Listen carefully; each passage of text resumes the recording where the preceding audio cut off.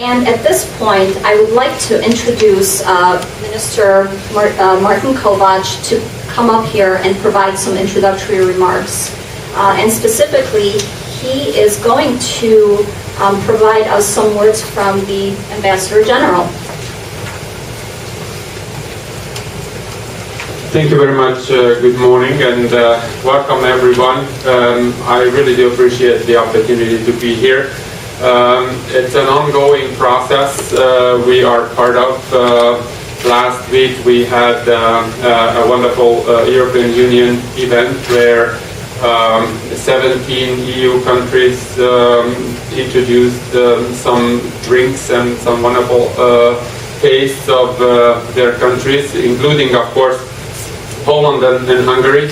And I tried to convince the organizers to bring in some of that part to this event, but we are doing business today. I'm just kidding, actually, because I think that's really representing we are together on many levels, and it's also symbolic that the presidency of the European Union is going to be transferred to Poland in a couple of weeks, and Poland is going to continue the work that has been done by the Hungarian presidency. And I would just like to put this on this slide as a background information, just to put our trade relations and the trade volume and value into perspective. While I'm reading the message from our ambassador, George Sapari, from Washington, and here's the message to this forum. Dear participants of the US-Hungary-Poland Forum, dear friends, first of all, let me express my apologies that, much to my regret, I'm not able to attend your valuable conference. I'm thankful to the Polish-American Chamber of Commerce and the Polish-Hungarian World Federation, as well as to all other sponsors of this event, for the remarkable effort they dedicated to organizing this very timely forum. Hungarian-Polish friendship has strong historical underpinnings. Both countries have had the weather, the storms of history, and then went through major changes after the collapse of communism. We are now both allies to our American friends and are strong supporters of the transatlantic relationship, which is just as crucial to our business ties as to our common security. Efficient cooperation is essential in today's volatile world. Deepening trade relations between the US and the EU will benefit both of our economies. But it is crucial to improve economic policies on both sides of the Atlantic in order to get our economies in a better shape as we emerge from the deepest recession the world has seen since the 1930s. I'm sure you know that during the first half of this year, Hungary holds the presidency of the European Union. Our motto is Strong Europe with Human Touch.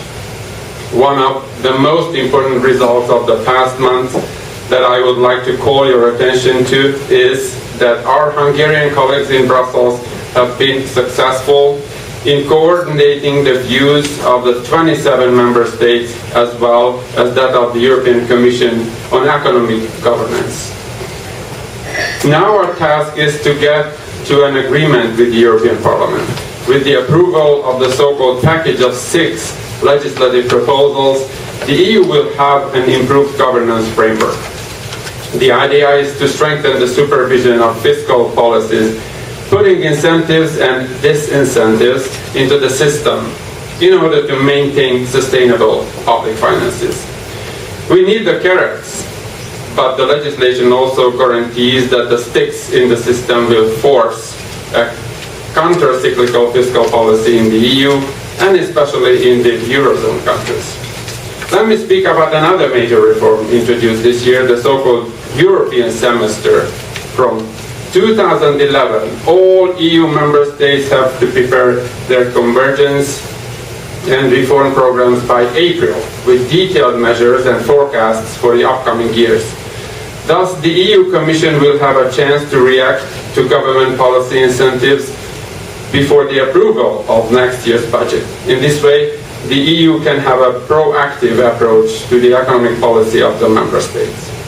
From July 1st, our Polish friends will take over the EU presidency. I can assure you that they have an ambitious program as well as some very capable diplomats, and I wish them a successful presidency. In the press, especially during the last months, you could read several articles about the European debt crisis, pointing out that some countries should leave the Eurozone or default on their debt. I do not want to underestimate the serious difficulties that some member states are facing nowadays, but I would like to express my conviction that the European Union has all the tools to deal with these problems. I personally think it would have catastrophic consequences if any country were to leave the Eurozone. During the last year, Hungary too has introduced its own measures to decrease its financial vulnerability and at the same time foster economic growth. The idea behind the government's recently launched structural reform program is to change the incentives on the labor market in order to increase the employment rate. At the same time, through the reform of the transportation system, municipal financing scheme, pension system, and education, we aim to achieve long-term financial sustainability in the budget and increased competitiveness. Higher economic growth and low deficit levels will guarantee the gradual decrease of the debt to GDP ratio. In order to assure the long-term sustainability of public finances, our new constitution contains a fiscal rule stating that the debt ratio shall not exceed 50%. Currently, we are above this limit, and the Constitution provides that until the 50% limit is not reached, only debt-reducing budget plans can be approved by Parliament. In Hungary, the administrative burden on the business sector is more than 10% in terms of GDP, while in the EU, the average burden is less than 4%. The government aims to achieve a substantial reduction in these burdens by cutting red tape, simplifying employment and tax collection procedures, and reducing to a number of so-called small taxes that were negligible on the revenue side, but which burden small businesses disproportionately. One more point that I would like to call your attention to is the recently launched new Széchenyi plan. It's my remark that Széchenyi is one of our national heroes from the 19th century.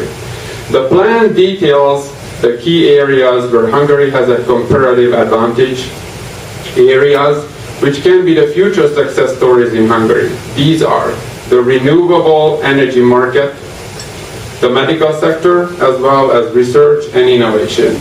Among these areas, there are many where foreign companies have good business opportunities. Our export sector is well diversified, focused mainly on manufacturing, and after the 2009 recession, it was the first area of the Hungarian economy that recovered. Net export is the strongest contributor to GDP growth. I hope that this forum will be able to bring together ideas, opportunities, and businesses to benefit our economies. I wish for all of you a great conference and fruitful future cooperation. György Szapáry, Ambassador of Hungary. So that is the message from the ambassador, and I think it summarizes fairly well our major focus during the presidency of the European Council, and also the future. I am based in Chicago and cover 15 states of the midsection of the US, and my experience is that business opportunities are truly all around. Trade, as we know, especially export in the US, is very dynamic. The growth rate is encouraged from the federal government level and from the state level as well.